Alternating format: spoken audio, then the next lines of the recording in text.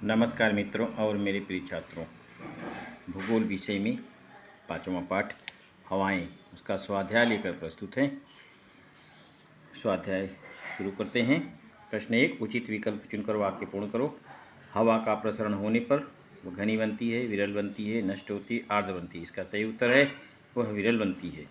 हवाएं अधिक वायुदाब की ओर से और अधिक वायुदाब की दिशा में बहती हैं, ठंडे वायुदाब की दिशा में बहती हैं, कम वायुदाब की ओर बहती हैं, जहाँ हैं वहीं स्थित रहती है। इसका उत्तर है कम वायुदाब की ओर बहती हैं। उत्तरी गोलार्ध में विषुवत रेखा की ओर से आने वाले हवाएं पृथ्वी के परिभ्रमण के कारण दक्षिण की ओर मुड़ती हैं, पूर्व की ओर मुड़ती हैं, पश्चिम की ओर मुड़ती हैं, उत्तर की ओर मुड़ती हैं। इसका उत्तर होगा पश्चिम की ओर मुड़ती हैं। भारतीय उपमहाद्वीप के ऊपर से बहने वाली मानसूनी मौसमी हवाओं की दिशा शीतकाल में दक्षिण पूर्व की ओर, पश्चिमोत्तर की ओर रहती है, दक्षिण पश्चिम की ओर से पूर्वोत्तर की ओर रहती है, पूर्वोत्तर की ओर से दक्षिण पश्चिम की ओर रहती है, पश्चिमोत्तर की ओर से दक्षिण पूर्व की ओर रहती है। तो इसका ये उत्तर सही है। क्रोधोन्मत्त 40 हवाएं दक्षिण गोलार्ध में विषुवत रेखा की ओर बहती हैं, 40 अंश दक्षिण अक्षांश के प्रदेश में बहती हैं, ध्रुवीय कम वायुदाब के प्रदेश की ओर बहती हैं, 40 अंश उत्तर अक्षांश के प्रदेश में बहती हैं। तो इसका उत्तर ये वाला 40 अंश दक्षिण अक्षांश के प्रदेश में बहती हैं। अगला है, नीचे दिए गए वर्णन के आधार पर हवाओं के प्रकार पहचानो। दक्षिण पश्चिम से आने वाली हवाएं भारतीय उपमहाद्वीप में वर्षा लाती हैं। भारत में जून से सितंबर की अवधि में वर्षा होती है। इस अवधि के पश्चात ये हवाएं पुनः लौट जाती हैं। तो इसका उत्तर है, ये हवाओं का नाम है मानसूनी हवाएं। दूसरा, उत्तर ध्रुवीय प्रदेश की 60 अंश उत्तर की ओर से आने वाली हवाओं के कारण उत्तरी अमेरिका, यूरोप एवं रूस जैसे विस्तीर्ण प्रदेश में शीत की तीव्रता बढ़ती है। इसका उत्तर है ध्रुवीय हवाएं। तीसरा, पर्वत शिखर दिन में जल्दी गर्म हो जाते हैं। वहाँ की हवा गर्म होकर हल्की हो जाती है और ऊपर चली जाती है। इससे इस क्षेत्र में कम दाब का निर्माण होता है। उसी समय पर्वत की तलहटी में घाटी में हवा ठंडी होती है, अतः वायुदाब वहाँ अधिक होता है। वहाँ की हवा कम दाब की ओर बहती है। तो इसका उत्तर हुआ पर्वतीय हवाएं। प्रश्न 3, आगे वायुदाब अलग अलग मिलीबार में दिया गया है, उसे चक्रवात और प्रतिचक्रवात की आकृति बनाओ। ये प्रतिचक्रवात है और ये चक्रवात का है और उसकी आकृति इस प्रकार बनाना है। यहाँ देखिए, ये चक्रवात की आकृति है और ये प्रतिचक्रवात की आकृति है। तो संख्याओं को, बड़ी संख्याओं को अंदर की तरफ, बाहर जाते जाते कम संख्याओं को लिखना है। ये प्रतिचक्रवात है और कम संख्या, और इस तरह से ये चक्रवात का है। और छोटी संख्या अंदर की तरफ, बड़ी संख्या बाहर की तरफ ऐसे होते जाएगी। तो ये चक्रवात का चित्र है। ये दोनों चित्र बनाना है। एक ही भौगोलिक कारण लिखो। विषुवत रेखा के पास की हवा की पेटी शांत होती है। विषुवत रेखा के पास हवा की पेटी शांत होती है। इसका उत्तर आपको मिलेगा यहाँ पर।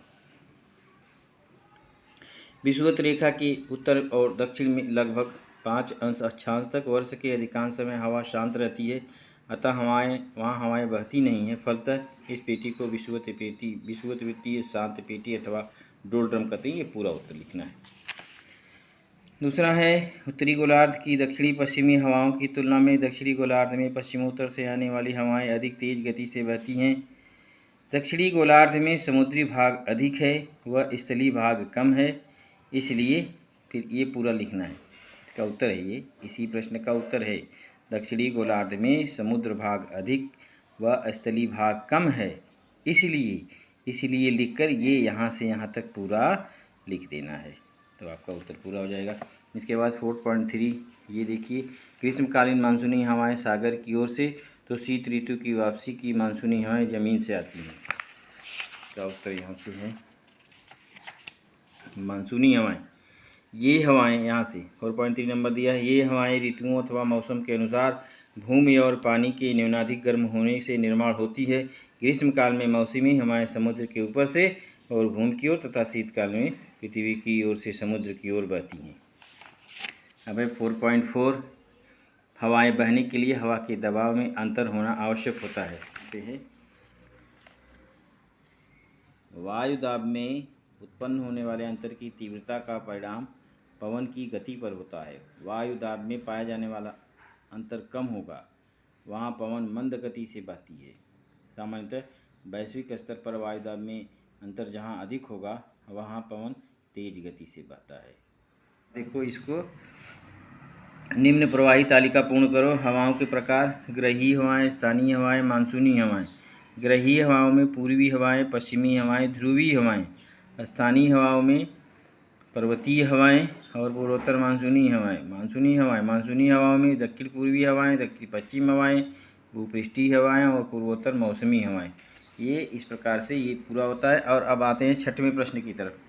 ध्रुवीय प्रदेश में दोनों गोलार्धों में वायुदाब अधिक क्यों होता है? इसका उत्तर देखो यहीं पर होता है। ध्रुवीय प्रदेशों में तापमान कम होने के कारण वायुदाब अधिक होता है। ऐसे लिखना है, फिर से सुनो। ध्रुवीय प्रदेशों में वायुदाब कम होने के कारण वायुदाब अधिक होता है। वायुदाब अधिक होता है, क्यों नहीं लिखना, इसलिए क्यों को बोला किया।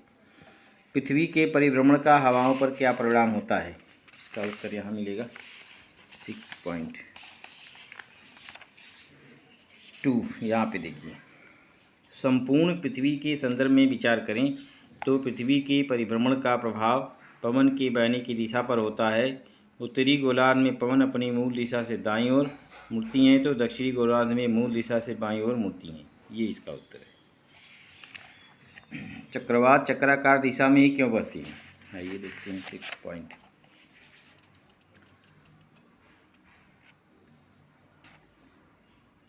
चक्रवात चक्राकार दिशा में, ये देखिए उसका ये फोटो खींचा गया, इसका